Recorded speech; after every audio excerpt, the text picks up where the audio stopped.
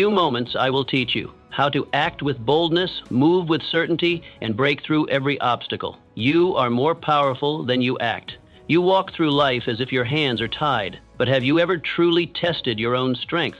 Not the kind that bends iron or lifts stone, but the strength to persist when others quit, to hold your vision when others scoff, to keep walking forward when the world closes in. Most men are imprisoned not by iron bars, but by invisible walls they built from doubt, fear, and memory. Why do so many act powerless when they're not? Because they've mistaken obstacles for barriers. They've confused discomfort for danger, and they've believed, wrongly, that failure defines a man instead of refining him. But here's a secret. Your limits were not born with you. You picked them up like dust by listening to those who stopped believing in themselves. The truth is simple. You can rise. You can act. You can move forward as if nothing stops you, because in reality, nothing can unless you give it permission. So how do you begin to tap this power? Start by refusing to speak limitation over your life. Replace every I can't with I'm learning. Speak boldly to yourself. Act deliberately. Walk as if the outcome is already yours. When your steps are firm, doubt has no place to settle. Picture this. Imagine you are standing at the foot of a great mountain. Most turn back at the base, seeing only the steep cliffs. But you take one step, then another, telling yourself with each stride, this path is mine. And suddenly, the summit no longer feels distant, it feels inevitable. So let me ask you, have you been walking through life like a guest in your own home? Or will you begin to act as the master of your fate, moving forward with certainty, not hesitation? The way you carry yourself shapes what you attract. Have you ever noticed how people are drawn to those who walk with certainty? There's a silent force in the way you enter a room, the way you hold your shoulders, the way you respond when pressure rises. It's not magic, it's not luck, it's posture, it's belief expressed in behavior. You can create outcomes by the way you carry yourself. Why does this matter? Because the world is not searching for another timid soul, it's looking for someone who acts with quiet conviction, someone who knows what they stand for and makes others feel safer simply by staying. When you act small, life shrinks to match you. But when you act bold, opportunities appear that once seemed hidden. What is this force that changes things before you speak? It's the discipline of presence, the refusal to flinch, the willingness to stand tall even when your knees are shaking. To build this, begin with one habit. Rise each morning and decide, I will walk, speak, and act today as if I belong at the table of kings. Then live into that decision. Do not wait for permission. Do not seek approval. Decide who you are and act accordingly. Picture this. You enter a meeting, not as someone seeking validation, but as someone bringing value. You sit, you listen, you speak only when it matters. And without saying much, your energy commands attention, not because of who you've been, but because of how you now carry yourself. So I ask you, are you shrinking in the presence of life? Or will you expand into it, shoulders square, eyes forward, acting as if nothing, absolutely nothing, can move you off your path? You become what you persist through. Greatness is not handed to men, it is hammered into them, forged in fire, shaped by struggle, and that is why most will never touch it. They seek ease, but you must train yourself to do hard things again and again, until difficulty becomes your default and struggle becomes your strength. Why is persistence so rare? Because the man who persists must suffer in silence while others feast on distraction. He must keep digging when the gold is still buried. He must keep walking while others sit and point fingers. But this is the secret. The one who keeps going becomes the one who stands alone at the top. What does it mean to act as if nothing stops you? It means to see resistance as a friend, not a foe. It means to laugh at failure, nod at delay, and keep building with faith while others doubt. How do you do this practically? Create rituals, not routines. Wake before the world does. Begin each day by reminding yourself, I move forward no matter what. And when pain shows up, don't retreat. Tighten your grip. That's how persistence is formed, not in one grand gesture, but in 1,000 silent choices. Picture this. You're planting seeds in dry soil, no sign of life for days. Weeks, the neighbors mock you. Even your own thoughts whisper, give up, but you keep watering. Keep showing up. And one morning, when no one's watching, it sprouts. Your effort breaks through. Now tell me, will you let the silence stop you, or will you persist until the silence breaks and your success shouts? Your mind is a kingdom. Guard it fiercely. Every battle you face out there starts in here, in the mind. Before a man is defeated in life, he is defeated in thought. And before he wins in life, he wins in thought. The mind is not a weak candle flickering in the dark. It is the sun if you learn to command it. Why do men lose their way? Because they allow doubt to rent space in their mind. They let fear deliver monologues. They treat every thought as truth, but not all thoughts deserve your attention. Not all voices are yours. So what must you do? You must stand at the gate of your mind like a soldier. You must challenge every thought that weakens you, every idea that makes you smaller, every memory that chains you to the past. Replace them with truth, with power, really with visions of who you're becoming. Here's how you begin. Write down what you believe. Speak it aloud each morning. Let no day pass where you don't remind your mind that you are in charge. Your thoughts do not own you. You own them. Picture this. Imagine you're walking through a crowded market. Shouts, chaos, noise. That is the untrained mind. But then you build a wall. You hang a sign. No entry without purpose. Now the noise stays outside. Inside, clarity, focus, peace. Let me ask you, are you ruling your thoughts, or have you allowed every wandering fear to sit on your throne? Every step forward is a vote for your future. Each decision you make is not just a choice, it's a whisper to your destiny, shaping who you are becoming, brick by invisible brick. You may think the turning points in your life will come in loud, dramatic moments, but the truth is quieter. It's not the grand gestures or sudden breakthroughs that forge your future. It's the repeated steps, taken in silence, often unnoticed, that slowly sculpt the man you were meant to become. When you act as if nothing can stop you, it doesn't mean the path is clear or resistance is absent. It means you've placed your future above your comfort. It means you've made a vow that no matter what stands in your way, doubt, fatigue, failure, you will keep moving. Most men stay the same, not because they lack dreams, but because they underestimate the force of small, repeated action. They wait for the perfect moment. They wait to feel ready, strong, inspired. But transformation doesn't come from waiting. It comes from motion, from doing something, anything, that aligns with who you wish to become. That's the real secret. Progress does not demand a heroic leap. It only asks that you take the next honest step. Then take it again and again, with faith, with discipline, with belief that the man you are building is worth the repetition. So where must your focus lie?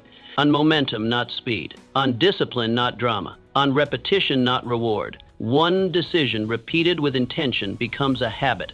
That habit, lived out daily, becomes part of your character. And character, that is the substance from which your future is carved. Life does not respond to wishes. It responds to who you consistently are. Not occasionally, not when you feel like it, but every single day. What do you do when you feel numb? When the fire's gone? You move anyway. You get up anyway. You remind yourself that motion is meaning. You remind yourself that each act is a statement. This is who I am. You become your own proof, and you cast a vote for the man you are becoming, not through words, but through your walk. Now picture this. A man, quiet and consistent, lays a single brick each morning. Others mock. They don't see the vision. They laugh at the slowness, the simplicity. But he does not flinch. He keeps building, a brick, a brick, a brick. Days become weeks, weeks become years, and one day he steps back, and before him stands a fortress, impenetrable, undeniable, built not by bursts of effort, but by the steady hand of resolve. So I ask you, what are you voting for with your actions? Are your days a reflection of the man you say you are? Or are you betraying your own future through hesitation and excuse? Maybe it's time to cast a new vote. Not by speaking louder, but by acting stronger, with your pace, with your presence, with your steps. Let your life become the declaration. Let your daily discipline become the proof. The man who moves without waiting wins. You wait. You tell yourself you're just being wise, waiting for the right time, for that clear signal, for the cheerleaders to show up, for certainty to strike like lightning. But let's face the truth that most men avoid. The right time doesn't arrive. It's not found. It's forged. The man who succeeds isn't the one who discovers the perfect moment. He's the one who creates it through movement. Most men, in fact, never even begin, not because they're incapable, not because they lack strength, but because they've convinced themselves they can't start without applause, without a guarantee, without everything lined up and blessed by fate. They wait their lives away, mistaking hesitation for preparation. Why do people delay action so long? because they believe readiness is something they'll feel, as if one day they'll wake up with no doubt, no fear, just overflowing certainty. But readiness isn't a mood. It's not a blessing. It's a decision. You decide to move. You choose to start. Confidence isn't something you're handed. It's something you build, one action at a time. The courage you want doesn't precede movement, it grows through it. You don't become fearless and then act, you act while still afraid. And over time, the fear fades, not because it's gone, but because you've grown. The man who acts, even imperfectly, is already ahead. While others are analyzing, hesitating, second-guessing, he's gaining ground. While they draft plans, he lays bricks. While they wait for more information, he creates results. The world honors those who move, not those who muse. And you must train yourself to become one of them. That's the difference between the one who watches and the one who wins. So how do you become this man of action? You burn your escape routes. You remove maybe from your language. You declare your direction each morning with finality. Today, I go. Today, I grow. Today, I take the next bold step. Don't wait to feel ready. That feeling rarely comes on its own. But action is a generator. It sparks clarity. It fuels momentum. The fog lifts after you walk through it, not before. Now picture this. Two men stand before a storm. One scans the sky, reading signs, looking for patterns. He writes, he wonders, he waits. The other adjusts his coat, steadies his breath, and starts walking. One man has knowledge, the other gains distance. When the storm fades and the sun returns, it's not the thinker who has traveled, it's the mover. So let me ask you directly, what exactly are you still waiting for? Are you expecting someone to tell you it's time, to hand you perfection? Newsflash, they never will. Life offers no permission slips, no flawless conditions, only the step right in front of you, that one real opportunity to move. So will you take it, or will you keep circling the same decision day after day as time slips quietly through your fingers? Speak as if your words shape the world. Your words are not just sounds, they are seeds. And whether you realize it or not, your life is the harvest. Everything you speak to yourself, about yourself, and around others shapes the soil of your reality. Speak small, and your world will shrink to fit your sentences. Speak with conviction, power, and vision, and you will awaken forces within you that have long laid dormant. You will rouse strength you didn't know you had. This isn't motivational fluff. It's the invisible law most ignore. What you speak is not separate from what you become. In time, they merge. Your words build the house you live in, yet most men speak weakness over their lives. Not because they are broken, but because they've been taught that their words are casual, that their speech is just noise. But the truth, the tongue is a weapon, a builder, a compass. It points you toward your future or locks you in your past. Say, I can't often enough, and the world will echo it back until it becomes a cage. Say, I will enough times, and you begin to walk through walls that once looked like permanent barriers. The difference between power and pity is often found in the sentence a man repeats every morning. So what should you say? Speak as if your voice is the signal your spirit has been waiting for. Speak like a general issuing orders to his army. Your life is not just happening, it is responding to your language, your rhythm, your repetition. Talk about where you're going, not where you've been stuck. Talk about solutions, not just your struggles. Speak as if your destiny is listening, because it is. Every sentence is either calling you forward or chaining you to the same place. If you want to shift your entire direction, begin with how you speak in the first 10 minutes of your day, before the world gets loud, before the doubts arrive. Speak your vision, not to impress anyone, not to feel good, but to remind your own soul who's in charge. These are not affirmations for the mirror. These are declarations for war. You are not pretending. You are proclaiming, reminding yourself of what you've chosen to believe. Tell yourself, I don't shrink, I solve, I rise, I move, and then act like it. And never, never speak defeat in the middle of your battle. Don't curse your efforts while you're still climbing. Don't speak of giving up when your breakthrough may be one action away. Your words must carry you, not drag you back into the pit, especially when you're tired, especially when the outcome is still hidden. That is when your voice must become your anchor. Picture this. Two men walk into a job interview. Same education, same skill set. One mutters, I hope I'm good enough. The other says with quiet certainty, I bring value. I solve problems. Who gets the offer? Not the man with the better resume, the man with the bolder belief. The man who used his voice not to beg, but to build. So let me ask you, what have you been saying lately? Are your words shaping a future you're proud of? Or are you muttering your limitations like a lullaby, putting your potential to sleep with every passive phrase? Your future is listening, your mind is listening, and your spirit responds to what your mouth repeats. Speak with strength, speak with direction. Speak like a man who knows his words are laying the foundation of his next level, because they are. Your reputation begins with private discipline. You want respect? Don't start by seeking it in the eyes of others. That's the end, not the beginning. True respect is born in silence, in the hours when no one's watching, in the dark mornings when the world sleeps and you rise, not for praise, not for validation, but because you made a vow to yourself.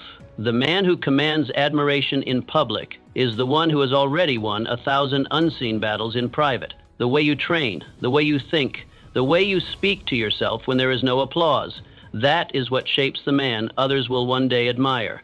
And if you cut corners in private, don't be surprised when the world sees through the illusion. You cannot fool your future. It remembers what you do when no one is watching. It sees your habits, and it pays you accordingly. Why do most people demand reward without discipline? Because they've been trained to chase applause instead of mastery. They want the trophy without the training, the respect without the responsibility. They believe image is more important than integrity. But you must not be like them. You must become a man of depth, a man who builds in silence what others only pretend to possess. Be the man who works while others boast, who keeps the promises he makes to himself, especially when no one else is there to witness. That's where true power is born, not in spotlight, but in solitude. So what should you do with this truth? You build a life that impresses you first, not your neighbor, not your boss, you. Start by mastering the morning. Wake early, not because it's trendy, but because it's a statement, a declaration that you own your time. Plan your day before it steals itself from you. Keep your space in order, your room, your desk, your thoughts. Clean space, clean mind. Honor your word, even in the smallest of matters. These are not small acts. These are declarations of who you are. And these tiny disciplines, repeated day after day, create a presence that others can feel the moment you walk into a room. That's how reputation is built, not from dramatic gestures, but from quiet excellence that becomes your normal. How do you develop this kind of strength? You stop making your actions dependent on your feelings. You set standards that do not waver. You create non-negotiables, lines that you will not cross, routines you will not break, not because someone is watching, but because you are. You say, I do this no matter how I feel. That is the beginning of mastery. That is the birth of trust in yourself. And remember this, discipline is not punishment. It is the highest form of self-respect. It is proof that you value your potential enough to act on it, even when it's hard. Picture this. A man walks past a mirror. He doesn't flex, he doesn't pose. He nods, not out of vanity, but out of recognition. He knows himself. He trusts himself because he remembers what he did when no one was watching. The early mornings, the workouts, the journals, the times he showed up when it would have been easier to quit. That nod, it's rare and it's powerful. It is the quiet confidence of a man who has nothing to prove because he has receipts. He doesn't need permission to believe in himself. He's earned it. Now reflect. Do you admire yourself behind closed doors when it's just you and your thoughts? Are you proud of the man you see? Or are you putting on a show for the world while crumbling inside? Your answer will tell you more about your life than any praise or title ever could. You cannot demand respect from others until you give it to yourself first. And that respect, it is earned in silence, in sacrifice, in the sacred, unseen work. Because in the end, it is not your charm, your clothes, or your charisma that will make your name matter. It is your consistency, your integrity, your invisible victories. Those are the bricks that build a reputation strong enough to carry weight.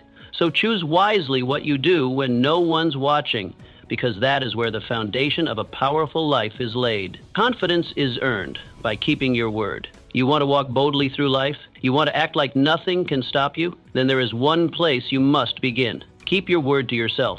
Not once, not sometimes, every time, especially when no one is watching, especially when it's hard. Because the man who cannot keep promises to himself cannot build self-respect. And without self-respect, no title, no position, no applause will mean anything. You might gain the world's praise for a moment, but but your own reflection will always know the truth.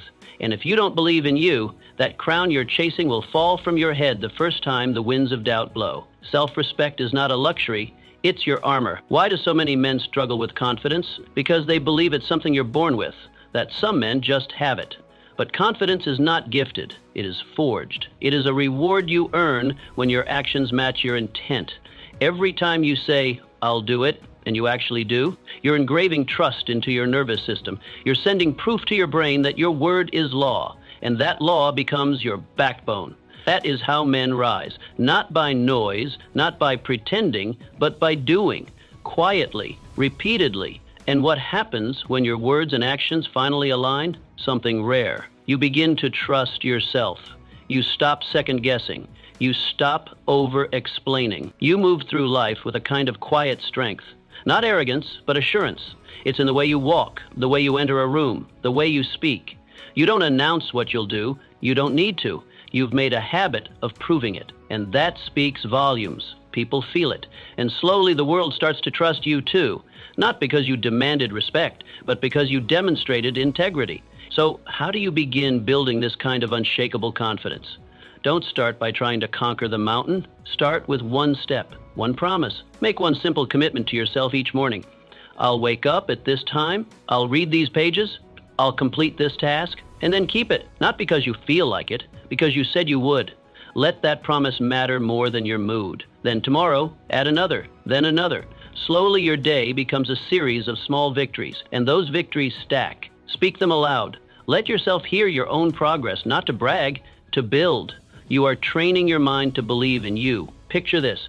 A man wakes up before the sun. He says, "I will rise early," and he does. He says, "I will exercise," and he does. He says, "I will not complain today," and he holds his tongue. These are not grand gestures, but each kept promise becomes a brick. And those bricks, over time, become a fortress, a structure he can stand on. When others ask, "Where does your confidence come from?" he doesn't need to answer. He just nods, because he knows he built it with discipline, with relentless honesty. But if you're breaking silent agreements with yourself, if you say tomorrow and it becomes next week, if you say just once and it becomes a habit, if you make promises you already know you won't keep, then you are training yourself to distrust your own voice. And that is why you hesitate.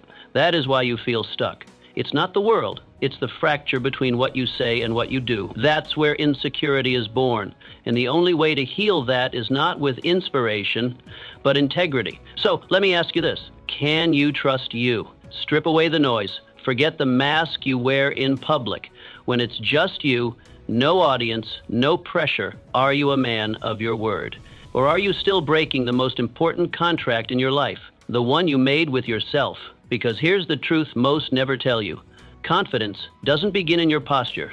It begins in your promises, the ones no one else hears, the ones that shape your soul. Decide today to make those promises sacred, to raise the standard of what your word means. You don't need to start loud, just start real. Build trust with yourself, one act at a time. And when you do, you'll walk taller, speak clearer, stand firmer, because nothing moves a man who trusts himself.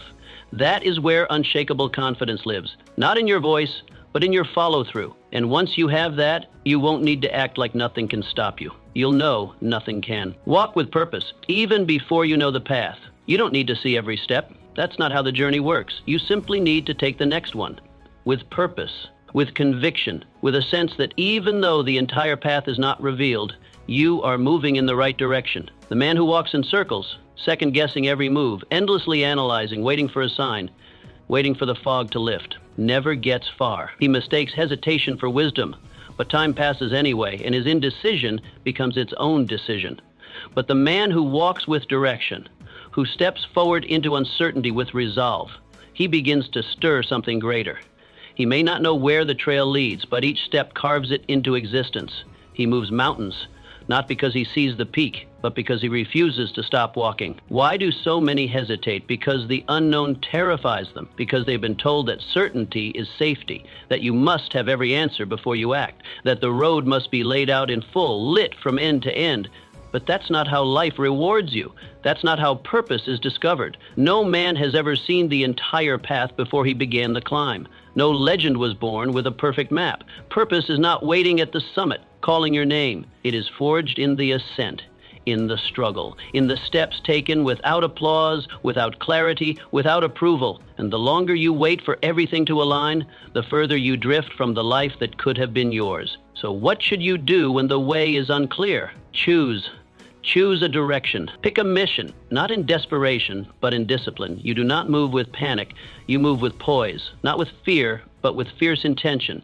You don't chase 10 things. You commit to one. You plant your flag, and you walk. And as you walk, something strange begins to happen. The path begins to reveal itself. Doors open that you didn't see before. People appear who weren't there at the start. The ground beneath you strengthens with each step, but none of it happens unless you begin. And when doubt creeps in, as it always does, don't seek comfort in results. Anchor yourself in values. Ask yourself, what kind of man do I want to become? That question will serve you more than any plan ever could, because when you know the man you are building, you don't need the world to reassure you. You have a compass that doesn't depend on conditions. It doesn't matter if it's sunny or storming. If the crowd is cheering or silent, you keep moving. And every step you take in alignment with your values is a brick in the foundation of your future. You don't need speed, you need direction. A man moving slowly toward a worthy mission is miles ahead of the man running in circles with no clarity. Don't confuse motion with meaning. The question is not how fast am I going, but am I headed somewhere that matters? Picture this. 2 travelers stand at the edge of a vast landscape. One waits. He needs the perfect map. He wants certainty. He refuses to begin until every detail is known. The other looks to the stars. He trusts his principles. He knows where he wants to go, not the exact route, but the direction. So he steps forward. He meets allies. He adapts. He discovers hidden roads. The terrain shifts, but so does he. He grows because he moves. And the other, he's still at the beginning, still sharpening his pencil, still waiting, still stuck. Now ask yourself, are you walking or just thinking about walking? Are you in motion or are you just planning to be? You don't need to have it all figured out. No one does, and if they say they do, they're lying. Life doesn't reward the most prepared. It rewards the most committed. You earn your wisdom by walking through the fog. You find your strength in uncertainty. You uncover the path by taking steps, not by standing still. So trust your feet. Trust your effort. Trust that the man who keeps moving, even when he's unsure, is the man who eventually arrives, because he learns, because he endures, because he acts. You don't need to know every turn. You don't need the full map. You just need the courage to begin. One step, then another, and another. That's how paths are made. That's how lives are built. That's how greatness is earned. So will you walk forward, even when the road isn't clear, or will you stand still, waiting for a certainty that never comes? The next step is waiting, and it's yours to take. Stop explaining yourself. Let results speak. The man who constantly explains himself reveals more than just his words. He reveals his uncertainty. When every move you make is followed by justification, when every decision must be padded with disclaimers and defended from imaginary critics, you're not living from a place of conviction. You are negotiating with your own doubt. But the man who moves in alignment with his purpose does not require applause or approval. He moves because it is time to move. He acts because he knows what must be done.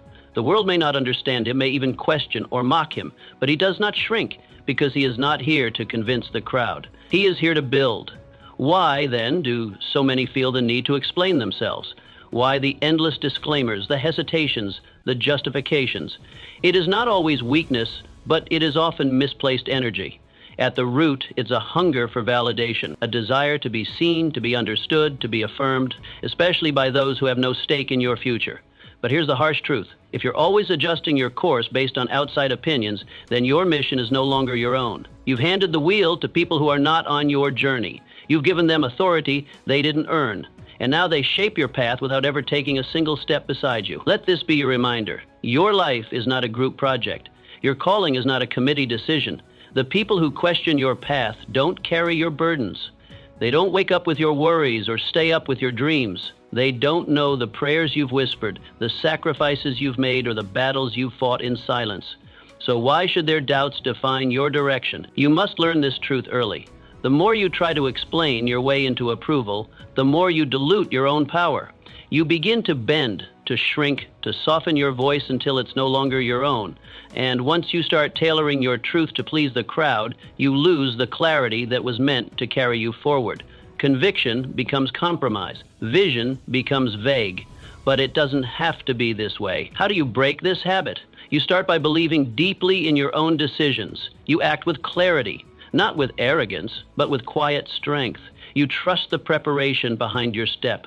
You trust the wisdom behind your silence. If you've thought deeply, reflected honestly, prayed sincerely, then move and let that movement be your statement. You don't owe the world a speech. You owe it your transformation. Let your life explain what your words never could. Let your results settle the debate. Imagine a man who rises before dawn. He doesn't make announcements. He doesn't post his intentions. He doesn't explain why he's training, why he's studying, why he's building. He just does it. His neighbors notice the change, but they don't understand. They laugh. What are you doing all this for? He hears them. He smiles, but he says little. Why should he speak when his future is speaking louder with every action? Days pass, then months. While they are still watching, still guessing, still critiquing, he is thriving. His home grows warmer, his body stronger, his presence more commanding. And slowly the laughter fades. The questions change. They stop mocking. They start asking. And not out of ridicule, but respect. That is the power of a man who stops explaining and starts embodying. When you live in alignment with your values, when your choices are guided by purpose, when your daily actions are rooted in vision, you no longer need to be understood. You need only to continue. Respect will follow, not always instantly, but inevitably, because nothing speaks louder than consistency. So now the question turns to you. Are you trying to explain your way to respect, hoping that if you talk long enough, others will finally approve? Or are you building a life so solid, so undeniably disciplined that no explanation is ever needed? One path leaves you drained, constantly performing, constantly defending. The other leaves you empowered, because your life becomes your message. Your strength becomes your language, and your silence becomes the loudest proof that you are not living for permission. Speak less, move more, let the results rise in your defense. Let the transformation do the talking, because in the end, the world does not remember what you said you would do, it remembers what you did. Success favors the man who acts calm under fire. The storm doesn't destroy a man, it reveals him. It strips away illusion, comfort, and control. It tests the very structure of who he is beneath the surface. And here's the truth. Most people don't fall because of the storm itself. They fall because of how they react to it. Panic is what breaks them. Fear is what drives them off course. But the man who remains calm, he becomes something different. He doesn't just survive the storm, he commands it.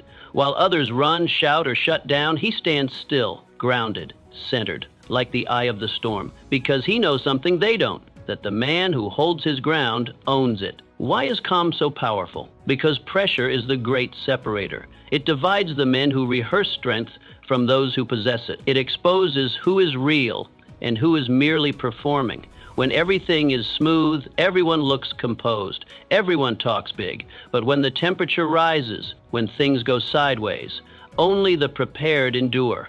Only the man who has trained for intensity can stand in it without shaking. Calm, then, becomes more than a mood. It becomes evidence. Proof that your character is not rented but owned. And in those moments, people look to the one who doesn't flinch, the one who doesn't add noise but brings order. You must understand something many never will. Calm is not weakness. It is not passivity. It is not surrender. Calm is control. It is strength, filtered through discipline. It is the outcome of a man who has decided that his emotions will not command him. He will command them. He doesn't allow panic to rise just because the world is shaking. He doesn't let anger lash out just because it's easy. He understands that real power is not in how loud you can get, but in how stable you can remain. So how do you build this kind of calm in a world addicted to chaos? You prepare. Not just physically, but mentally. You rehearse in your mind the battles before they arrive. You practice silence in the small things so you can command stillness in the big ones. You learn to pause before you speak, to breathe before you act, and to observe before you react. You train yourself to remain the same when everything else changes. That doesn't mean you're numb.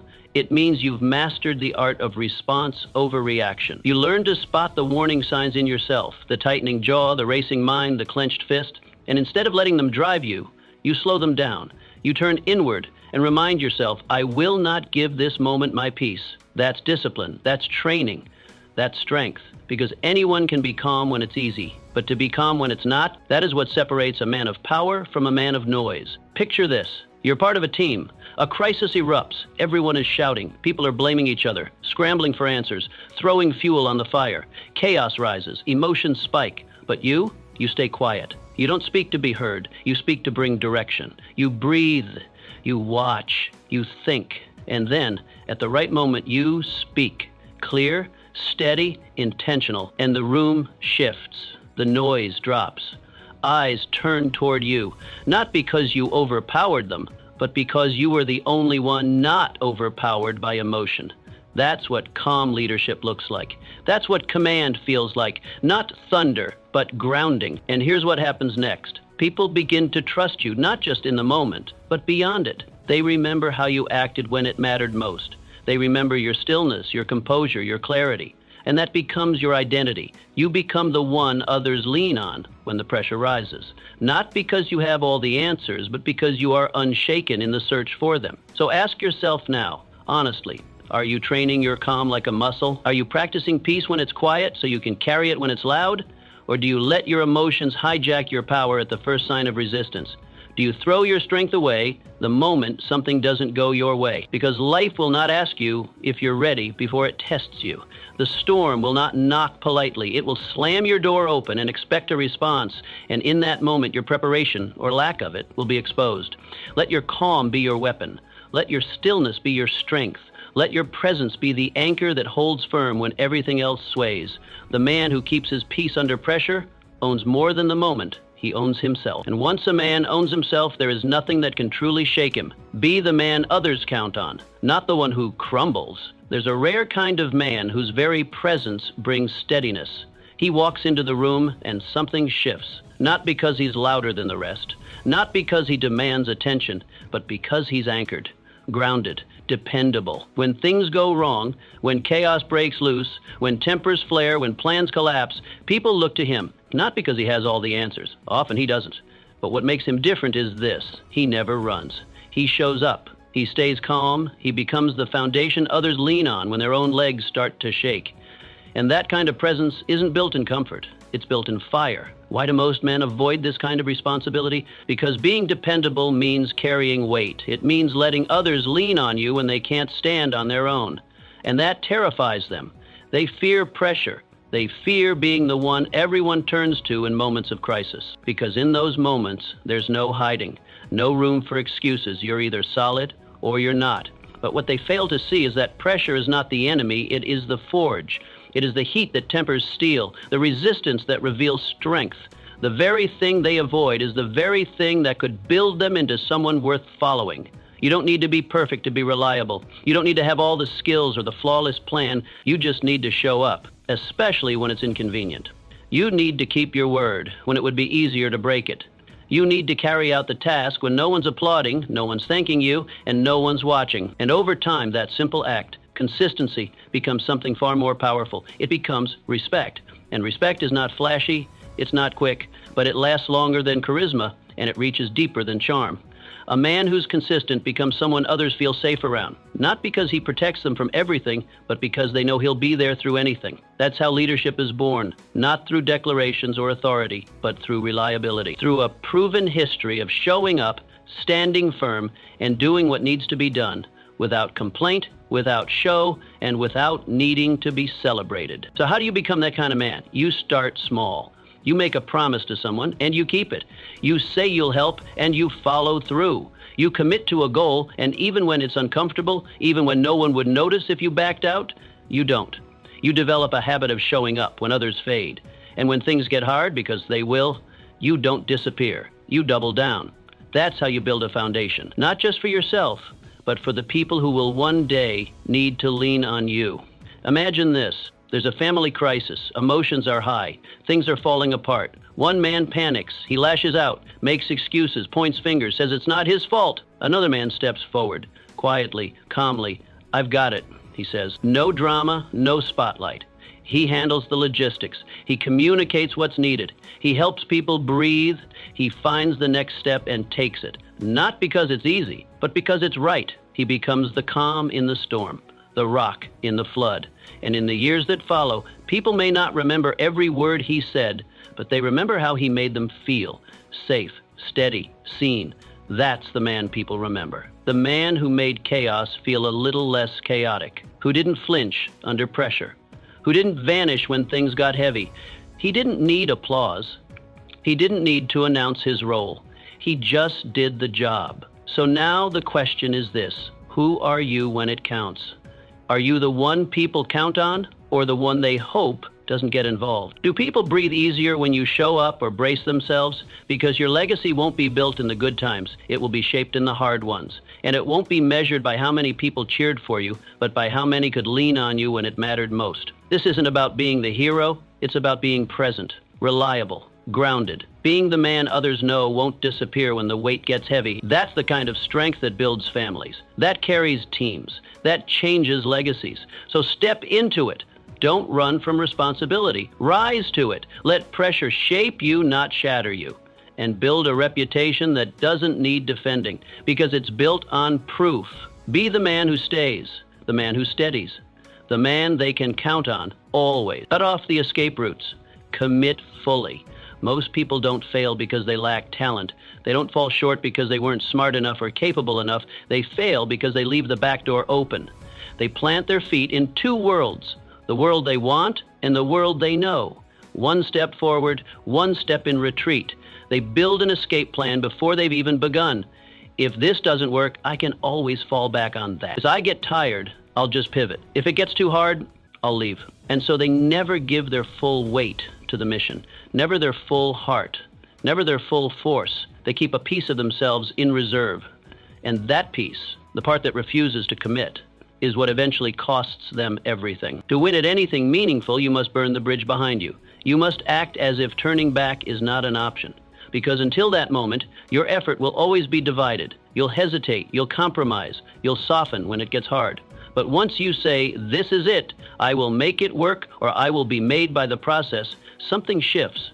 You stop bargaining, you stop stalling, you stop asking for permission, and you start becoming. Commitment is rare for one reason: it's uncomfortable, it's terrifying. It strips you of the illusion of safety. It removes the parachute, cuts off the exit, and demands that you stand and fight. That's why most people never taste true transformation. They flirt with change, but they never marry it. They visit discipline, but they never move in, because deep down, they're still holding on to the hope that there's an easier way, a shortcut, a softer road. But power, real power, arrives when you make the hard choice. When you tell yourself, "I'm all in. No maybe, no half effort, just decision." And the moment you do that, the world begins to respond, because life has a strange way of moving in the direction of conviction. Doors begin to open, resources begin to gather, people begin to notice. Not because your talent changed overnight, but because you did. You cannot serve two masters. You cannot build a legacy while constantly checking the exit. The man who moves with power is the man who has decided there is no plan B. Not because he's reckless, but because he knows success demands everything: his time, his energy, his focus, and above all, his trust in the path he chose, in the man he's becoming, in the fire that will shape him. So how do you reach this point? First, you must get clear on your goal. Not vague, not wishful, clear. What are you building? Who are you becoming?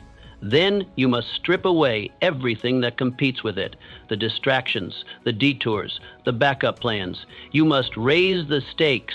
Speak your decision out loud. Tell people, declare it, make it real. Then put something on the line: time, money, reputation, comfort.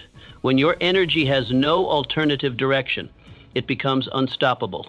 It stops dripping in 100 places and becomes a flood toward your future.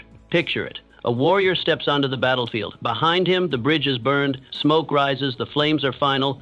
There is no way home except forward. No escape, no retreat. And in that moment, he is not paralyzed. He is liberated. He fights not with hesitation, but with absolute conviction. There is no what if, no maybe, only action, only resolve.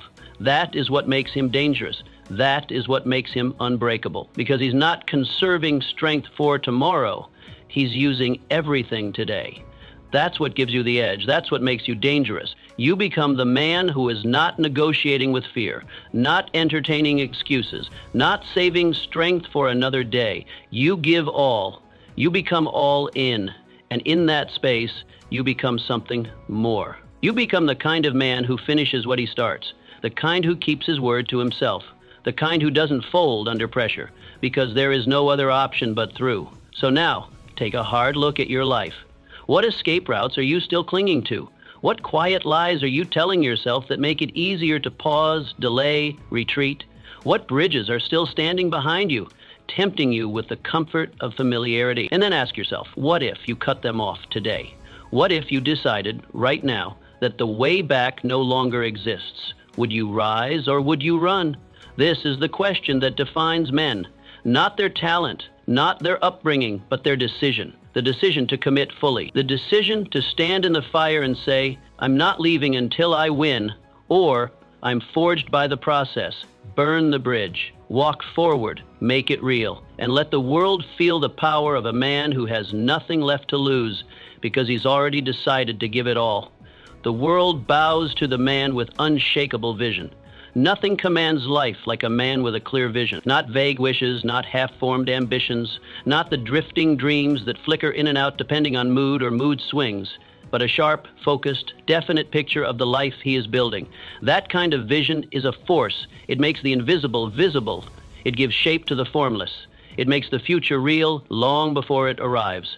A man with vision doesn't walk like other men. He doesn't respond like other men, because everything that happens to him, delay, rejection, pain, resistance, it all gets filtered through a singular lens. Where am I going? Vision turns waiting into patience, not frustration. It turns pain into fuel, not defeat. It turns rejection into redirection, not resentment.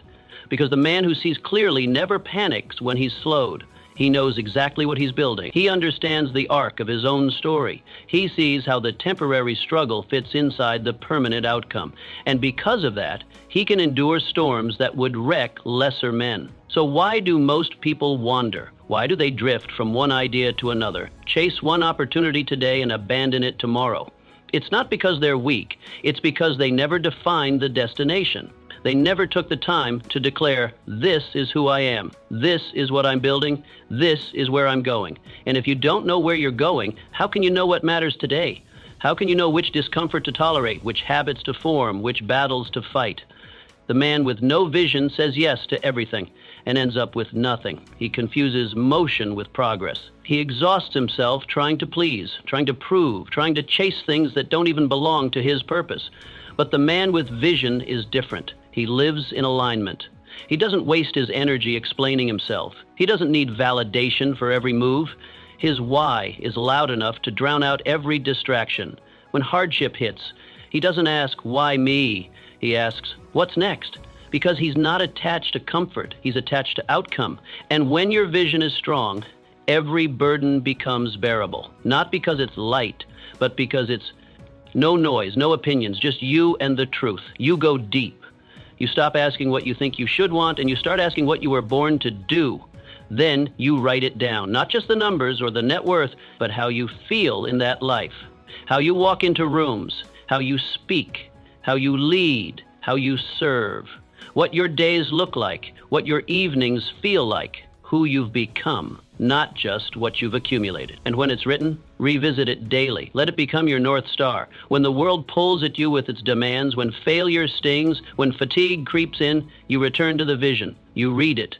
You feel it. And suddenly the fog clears. The distractions fall away, because now you're not just reacting. You're creating. Your steps are no longer random. They are deliberate. They are aligned. They mean something. Picture this. You're building a cathedral. It's loud, it's dirty, it's thankless. To the people passing by, it looks like a pile of stones, a mess. They can't see what you see, but you do. You see the arches rising, the stained glass catching the morning light, the music that will echo through the high ceilings one day. You see it all before a single column is complete. And because you see it, every stone has purpose. Every cut, every haul, every drop of sweat is not lost. It's invested because the structure already exists in your mind.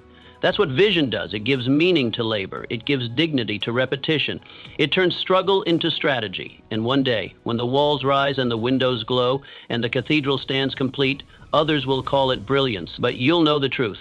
It was vision, followed by discipline, followed by consistency, that made it happen. So now ask yourself, do you have a vision that makes the struggle worth it? Or are you drifting, carried by the urgency of everyone else's timeline? Are you working from a blueprint, or are you laying bricks in circles? Because if you don't define your future, the world will define it for you. It will fill your life with noise, obligations, distractions, and demands that have nothing to do with who you were meant to become. Define your vision, etch it in your mind, let it burn into your days, and then watch as the world adjusts. Watch how distractions lose their grip, how clarity finds you in moments of doubt, how opportunities begin to appear, not by chance, but by alignment. A man with a clear vision doesn't chase life. He commands it. Move in silence. Let your growth speak. There's a rare and quiet strength that lives in silence. Not the silence of fear, not the silence of hiding, but the silence that comes from self-trust. The kind of silence that doesn't need validation, doesn't beg for recognition, doesn't scream to be seen. The man who walks in silence isn't invisible, he's focused. He's doing the work, not to be noticed, but because he knows what he's building is real. His steps are deliberate, his decisions are private, he doesn't post every move, he doesn't explain every dream, he simply builds. And when the time is right, the results speak louder than his words ever could. Why is silent progress so powerful? Because it's protected. It starves doubt of its audience. It starves ego of its temptation. It removes the noise. Most men lose their strength not because they aren't capable, but because they talk too soon. They make declarations before making decisions. They announce grand plans they haven't committed to. They go public before they've gone deep. They want applause before they've earned sweat. And once the world knows, once the eyes are on them, they buckle. Because now the pressure is to perform, not to build. But the man who keeps his progress quiet builds something deeper, stronger. He removes the need to impress. He removes the distraction of opinions. He makes room for the only thing that truly matters, growth. Growth without spectators. Growth without pressure. Growth that happens in the dark, like roots digging deep beneath the surface. You don't see it, you don't hear it. But one day, a tree stands where there was only soil. And you realize it wasn't magic, it was quiet consistency. When you move in silence, you create space for patience. You give yourself time to fail, learn, adapt, without an audience waiting to judge. You escape the trap of performance, the burden of needing to look like you're winning while still figuring it out. You build muscle before posing. You grow roots before reaching. And when the harvest comes, it's undeniable. It doesn't need explanation. It doesn't need a pitch. The work, the result, it speaks. And when it does, the world listens. So how do you move this way? You begin by treating your vision like a sacred flame. You don't let everyone breathe on it. You guard it. You hold it close. You feed it quietly, consistently, without turning it into a performance. You tell yourself the truth. Not everyone needs to know. Not yet. Not until the foundation is strong. Not until the roots are deep. You share less, you do more. You stop proving, you start producing. Your goals stay in your chest, locked in with resolve. Your actions, your early mornings, your late nights, your decisions, your discipline, they become the proof. You don't need to say you're working. People can see it in your results. Picture this. 2 men wake up one day and decide to change their lives. One goes loud. He tells everyone. He makes announcements. He gets the dopamine hit from praise before he's done anything. He posts every workout, every journal, every big thing coming. The other says nothing. He writes down his goals. He sets his alarm. He gets up early. He works, he trains, he studies quietly every day. No performance, just preparation. Months pass. The loud one? He's moved on to something else. Another goal, another announcement, another hollow promise. The quiet one? He's transformed. His body's stronger. His habits are sharpened. His life is rising. And the world? Now they're asking the questions. How did he do it? Where did this come from? That's the power of quiet work. The spotlight finds you. Not because you chased it, but because you outlasted the noise. So now, ask yourself honestly, are you building for applause or legacy? If no one clapped for your progress, if no one congratulated your growth, would you still do the work? Would you still rise at 5 a.m.? Would you still read the book, make the call, hold the line, sharpen your edge?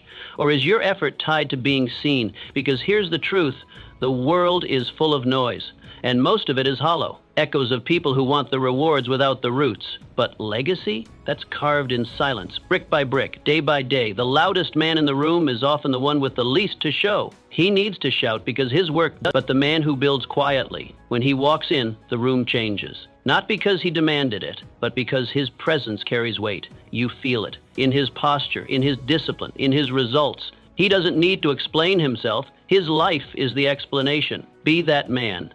The one who builds in silence, who sharpens without audience, who rises without applause. And one day, when the world finally turns its head, it won't be because you begged for their attention. It'll be because your work commanded it. Without a word, you must master the inner war first. The true battle is not out there. It never was. The real war is waged within, in the silence of your own mind. It begins before the first decision is made, before your feet touch the floor, before a single word is spoken. It's the quiet tension between who you are and who you could be. Every man feels it, the hesitation before action, the doubt before commitment, the fear dressed up as logic. Before you conquer any mountain, you must first conquer your own hesitation. Before you lead anyone else, you must lead your own mind. This is the battleground that determines the rest, and yet most never fight it. They look outward. They chase victories in status, wealth, appearance, but ignore the enemy that lives between their ears. They win applause but remain insecure. They gain influence but feel hollow. Why? Because if you don't master your inner world, no external success will last. The enemy within will sabotage every breakthrough. It will whisper doubt into every achievement. It will drag you back into the very patterns you promised yourself you'd never repeat. You'll keep building castles only to watch them crumble under the weight of your own untrained thoughts. You must ask yourself one thing, and answer honestly. Are you the commander of your mind or its prisoner? Because make no mistake, your mind will be ruled, either by discipline or by default, either by intention or by impulse. There is no neutral ground. Every day you are either training your mind or being trained by it. You are either shaping it or being shaped by the fears, the lies, the laziness it throws at you. What does mastery look like? It doesn't mean the absence of doubt. It means dominion over it. It means recognizing that not every thought is true, that not every emotion deserves your attention. It means interrupting the fear the moment it speaks, catching the lie mid-sentence, redirecting your focus away from weakness and into action. Mastery is not bravado, it's self-command. It's the man who sees the chaos rise inside him, but chooses to breathe, to speak strength to himself, to move forward anyway. It's when your will becomes stronger than your noise. And how do you build that kind of strength? It begins with awareness. You must start by observing your thoughts, not blindly obeying them. Every morning, before the world claims your attention, you sit with your mind, not to listen passively, but to inspect. Write down what's circling your head. Look at it with honesty. What's useful? What's fear? What's fiction pretending to be fact? You take the thoughts captive. You challenge them. You learn to say, that's not truth, and I don't have to follow it. And then you act against the ones that try to limit you. You build habits that anchor your inner world. Reading the words of warriors, journaling with intention, praying with focus, planning with clarity. You do not let your mind wander into weakness. You clean your mental battlefield every day, sharpening your tools before the war begins. Imagine this. A man wakes up with a weight on his chest. He hasn't even moved, and already his thoughts are scattered. You're behind. You're not ready. Why try again? Fear steps up to lead. But this man, he doesn't just let it take the reins. He pauses. He breathes. He doesn't complain.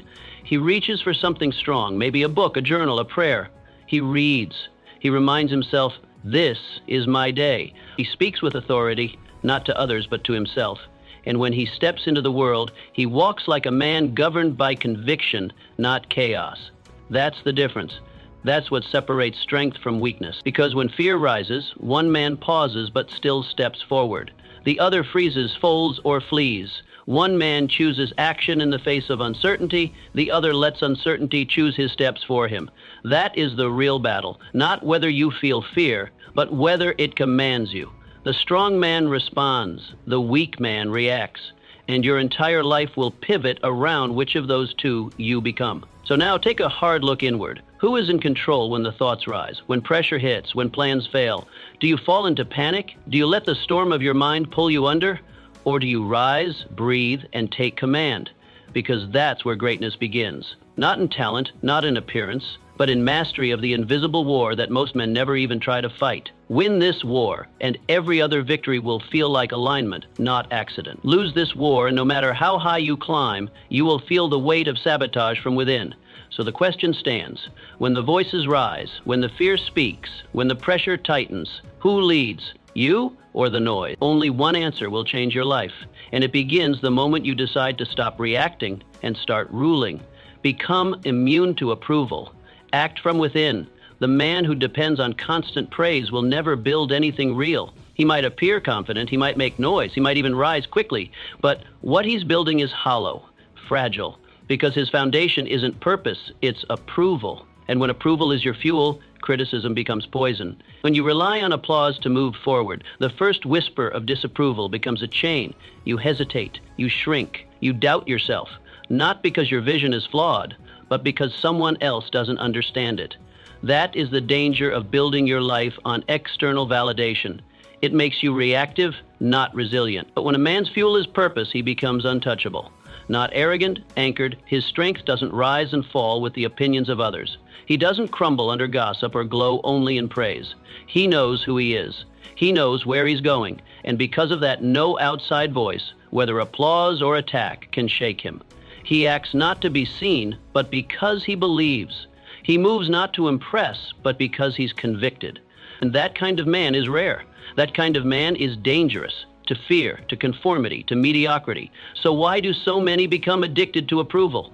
Because they were never taught how to validate themselves. They grew up measuring their worth by others' reactions. A smile, a compliment, a nod of approval. Slowly, their compass turned outward. They stopped asking, what do I value? And started asking, do they like me? And with that shift, their power slipped away. Their decisions became softer, safer, more strategic, not to win, but to please. But growth, the kind that transforms you, never comes from consensus. It comes from conviction. Real growth begins when you stop asking, do they like me? And start asking, am I becoming who I'm meant to be? That shift is everything. It returns the authority to where it belongs, within. It frees you from the prison of performance. It gives you the courage to act even when the crowd is silent, or worse, hostile. Because not everyone will see your vision, not everyone will cheer your growth. Some will laugh at it. Some will try to shrink you back into the version of you that made them comfortable. But if you belong to their opinions, you will never belong to yourself. That's the test. Not how loudly you can speak your truth, but how quietly you can keep walking when no one claps, when your name is left out, when your work is ignored, when your path is mocked. Do you still walk? Do you still build? Do you still rise? Because you know the value of what you're creating. Or do you bend, adjust, retreat, just to be liked? To become immune to the addiction of approval, you must build inner standards. You must define your worth by effort, not applause, by integrity, not attention, by values, not volume. You become your own scorekeeper, whether you lived your truth, whether you moved one step closer to the man you're trying to become. Each morning, the world will offer you two paths, one of applause and one of alignment. One path flatters you but steals your power. The other tests you but strengthens you. Choose the harder path, the quieter one, the one where the reward isn't approval, but progress. And how do you know you're on the right path? You look inward. Each night, ask yourself, did I move forward today? Not did I get noticed, not did they like it, but did I show up? Did I act with courage? Did I stay true to the man I said I wanted to be? If the answer is yes, you've already won, whether anyone saw it or not, whether anyone clapped or not. Because your life is no longer a performance, it's a mission. Picture this. A man starts a business. His friends don't understand. They tease. They warn. His family questions him. They worry. They suggest safer options. But he keeps going. Not with arrogance, but with resolve. He listens, but he's not swayed, because he's not doing it for applause. He's doing it because something inside him knows, this is mine to do. And that belief, that quiet fire, is enough. That belief carries him when the room is empty, when the profits are low, when the support disappears. That belief turns him into something others can't shake. So ask yourself, are you owned by the opinions of others? Do you need the echo of approval to keep going? Or do you stand on your own values, acting as if nothing can sway you? Not flattery, not gossip, not fear, because at the end of the day, the man who acts from conviction outlasts the man who performs for applause. The one who moves from purpose outbuilds the one who dances for praise. And when the noise dies down, when the crowd moves on, only one of them still stands, unshaken, undefeated, free. Be that man.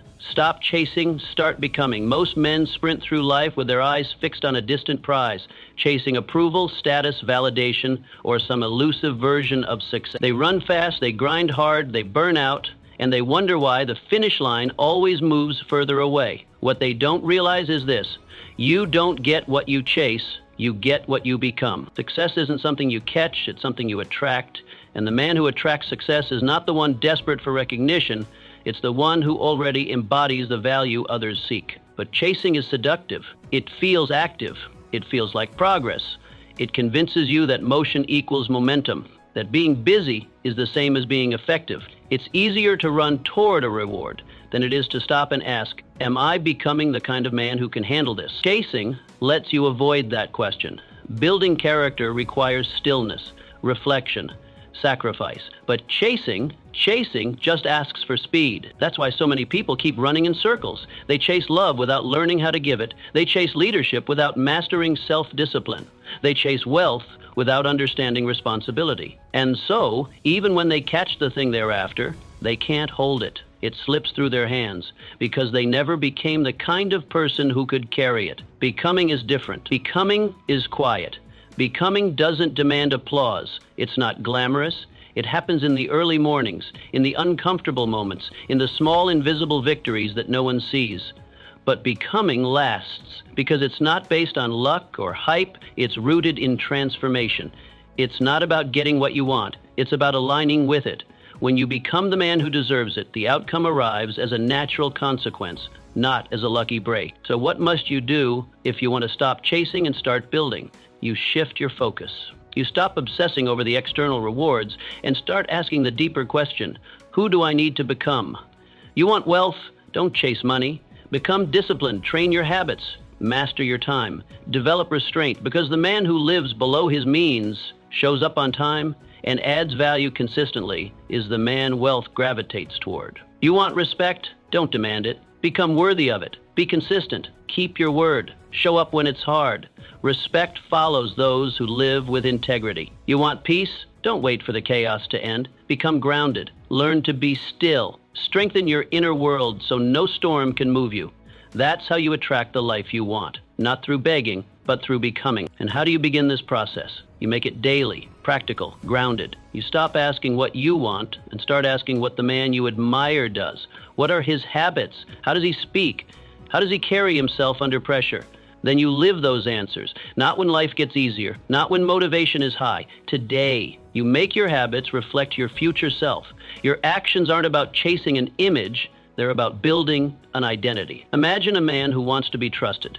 He could chase it, try to please everyone, flatter them, work overtime to gain their approval. Or he could become trustworthy, speak truth, do what he says he'll do, stay consistent, keep quiet when gossip rises, lead by example. At first, people might not notice, but over time, they feel it. Trust begins to follow him, not because he chased it, but because he became the kind of man who carries it naturally. It clings to him like a shadow, because it belongs to him. This is the choice you face every day. Chase the image of success, or become the kind of man who attracts it without trying. The first feels exciting, but leads to burnout. The second feels slow, but leads to legacy. The first depends on how others respond. The second depends only on how you live. And the truth is, most won't choose the second path. It's quieter, it takes longer, it doesn't give immediate rewards, but it gives real ones, lasting ones, the kind of success that isn't stolen by the economy, the critics, or the passage of time, because it's not external, it's who you are. So ask yourself, are you chasing a dream you haven't earned yet, or are you becoming the man who can carry it with grace? And are you sprinting for approval or walking forward in purpose? The difference is everything. One path builds image, the other builds substance. When you stop chasing, the world stops running from you, it begins to respond.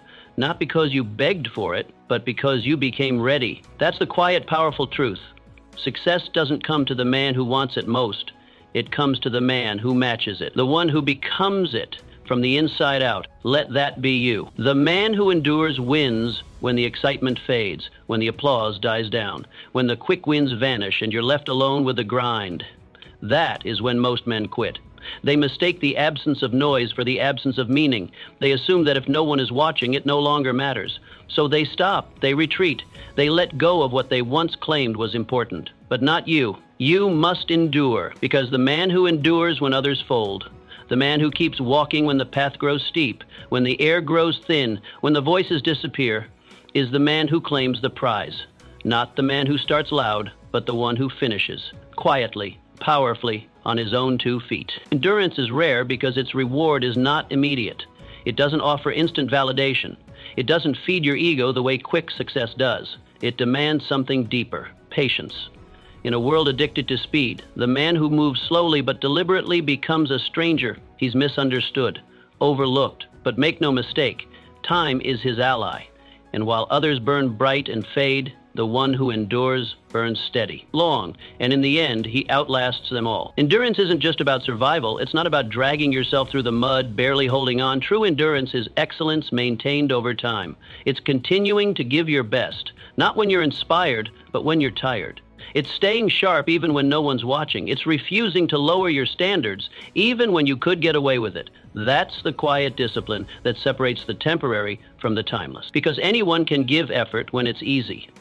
But when the emotions fade, when the spark is gone, when the crowd has moved on, who are you then? You build endurance not by waiting for perfect days, but by embracing the imperfect ones. You show up, you do the work, again and again and again. You learn to find rhythm in repetition, strength in silence, clarity in routine. You create anchors, habits that hold you steady when everything else shifts. You tie yourself to your mission, your values, your reasons, not your mood, because your mission is bigger than your motivation. And when your emotions are gone, those anchors will carry you. Imagine this. You're halfway up a brutal hill. Your legs are screaming. Your breath is shallow. You're drenched in effort. You look back and see how far you've come. It's impressive, but you look forward and realize it's not over. There's still more to climb. You could stop. You could say, good enough. But something in you refuses. You plant your foot. You take another step, then another. No fanfare, no applause, just movement. Forward, quiet, focused. And one day, maybe not today, maybe not tomorrow, but one day, you stand at the summit. Maybe you're alone. Maybe there's no one to see it. But you're there, victorious.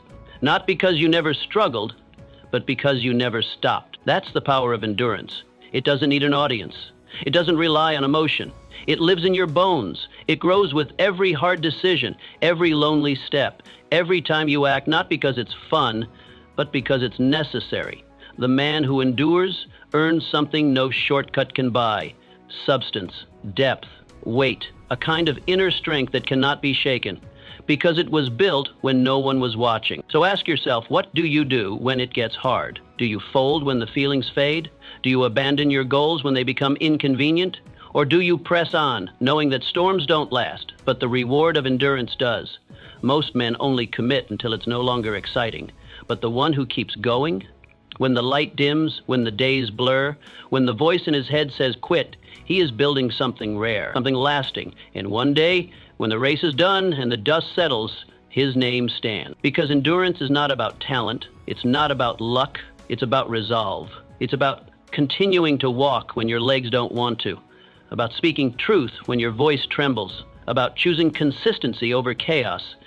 It's the quiet choice to finish what you started, even when no one claps for you along the way. So who will you be when the feeling fades? When the road stretches longer than you expected? Will you join the crowd that turns back, or will you keep moving, not because it's easy, but because you decided? Remember this, excitement is temporary, applause is fleeting, but endurance builds empires. And the man who possesses it doesn't just finish the race, he becomes the standard. Win the morning, win the man. Every day begins with a test, a quiet one.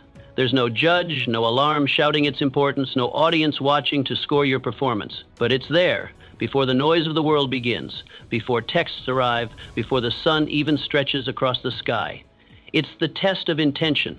The moment you open your eyes, the question is whispered. Will you command this day, or will you drift through it? Because whether you rise with purpose or stumble with hesitation, you've already cast a vote for the kind of man you're becoming. And the man who wins the morning, he doesn't just win time, he wins himself.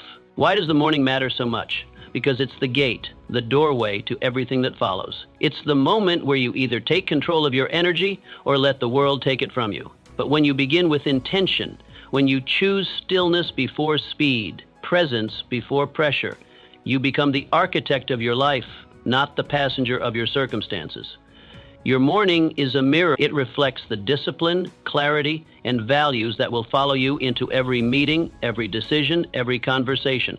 If you let it be sloppy, if you begin with chaos, if your first act is to complain or delay, what does that say about the life you're building? Your morning tells your mind who's in charge. And if you don't assert your authority early, the world will gladly fill that vacancy. This is not about perfection. It's not about performing some grand ritual for the sake of feeling productive. It's about reverence, about claiming the first hour as sacred. The morning must be simple, sacred, and sharp. You rise not because you're forced to, but because you own the day. That's the difference between the man who leads and the man who lags. You don't begin your day by reacting. You begin by creating. What does that look like? It starts in silence. Before you speak to anyone else, speak to yourself. Declare who you are. Not who the world says you are, not who your doubts whisper you might be, but who you've decided to become. That declaration sets the tone. Then you read something timeless, something deep, something strong. Not news, not gossip, not noise. Something that calls your spirit up to its higher standard. You move your body, not to impress, but to awaken. To remind yourself that you're alive and capable. Then you sit in stillness, breathe, align your mind with your mission, and then, only then, you begin your day. This is not a luxury, it's a necessity, because the world will test you, people will try you, problems will hunt for weakness, and if you enter the arena without sharpening your sword, without steadying your stance, without commanding your own thoughts, you will lose. Not because you aren't strong, but because you weren't ready. Now picture this, two men. One rolls out of bed at the last minute, eyes bleary, already buried in anxiety. His feet move, but his mind is scattered. The day pushes him, pulls him, owns him. He's reacting to everything, never creating anything. The other man wakes with calm resolve. He moves with rhythm. He speaks to himself before the world speaks to him. He nourishes his mind. He connects with his mission. And then he walks out, not rushed, not distracted, but anchored. That man doesn't chase the day, he commands it. Ask yourself, if your mornings are disordered, distracted, and weak, what message are you sending to your future?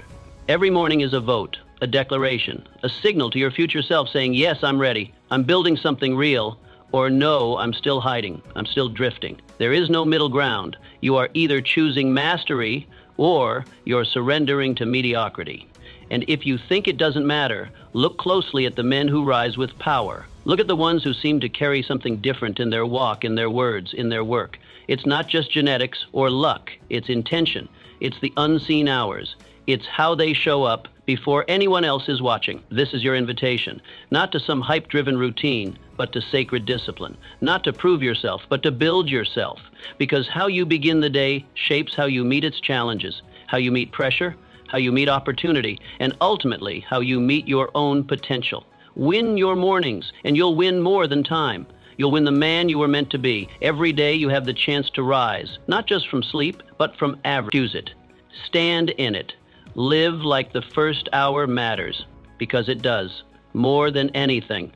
The world belongs to the man who refuses to quit. There's one quality that separates the man who merely watches life unfold from the man who bends it to his will. Refusal. The refusal to quit. The refusal to bend under pressure. The refusal to surrender a vision. No matter how long the road, no matter how steep the climb, no matter how loud the voices urging him to stop. This refusal is not born from arrogance or delusion. It's born from conviction. A silent vow whispered in the dark. I will not stop. Not here, not now, not ever. And this matters more than most men realize, because anything worth having, anything that carries weight, meaning, legacy, will demand more from you than you think you can give. It will not arrive quickly. It will not greet you with ease. The dream will test you. It will delay itself.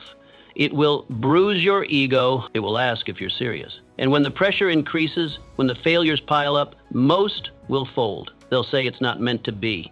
They'll call it fate, timing, or bad luck. But those are just polished names for quitting. The truth is simpler. They gave up. But not the man who refuses. He knows better. He understands that destiny is not gifted, it is earned. And only the stubborn will own it, not the loudest, not the most talented, not the one with the cleanest plan, but the one who keeps getting up, the one who rebuilds what crumbles, the one who doesn't retreat when the storm rolls in, but leans into it with steady eyes. That man is not lucky. He is relentless. He is the one who acts as if nothing can stop him, not because he hasn't been hit, but because he's been hit and still stands. Failure doesn't shake him. It shapes him. Setbacks don't slow him. They sharpen him. He doesn't need comfort, and he doesn't beg for reassurance. His path is paved in repetition, not inspiration. He keeps going because he made a sacred vow to himself.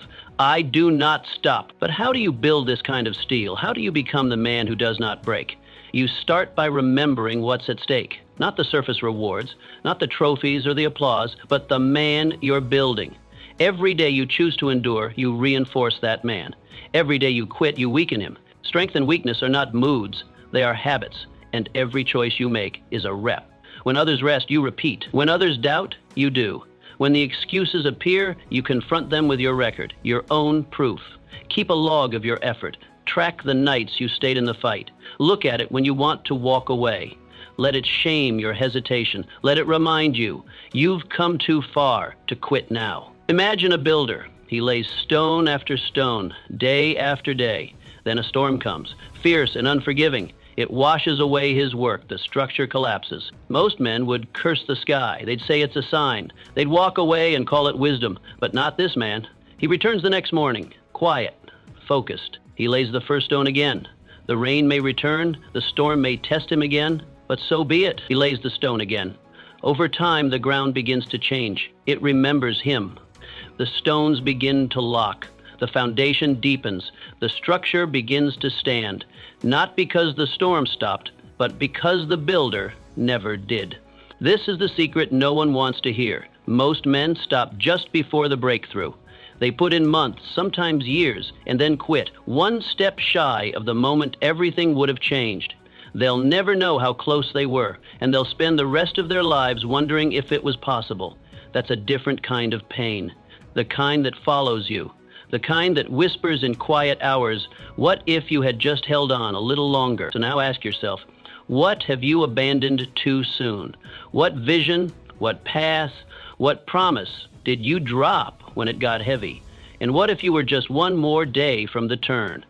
Wouldn't you rather be the man who endured, the one who stood when others scattered, who laid the stone again, who outlasted the storm, than the one who looks back and wonders? Your life will not be measured by how easy it looked. It will be measured by how much you refused to break. Let others chase comfort. Let others fold. But you must become the man who endures, who outlasts failure, who builds through doubt, who keeps rising, not because it's easy, but because he refuses to do anything else. And that refusal, that is where strength lives. That is where greatness begins. The world won't hand you power.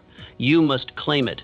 When you act as if nothing stops you, the world begins to shift. Doors open, fear fades, and the impossible starts to bend. Don't wait for courage. Move first, and courage will follow. Every action you take with conviction builds the life you were meant to live. So from this moment on, walk like it's yours, speak like you mean it, and never forget, nothing can stop the one who refuses to stop.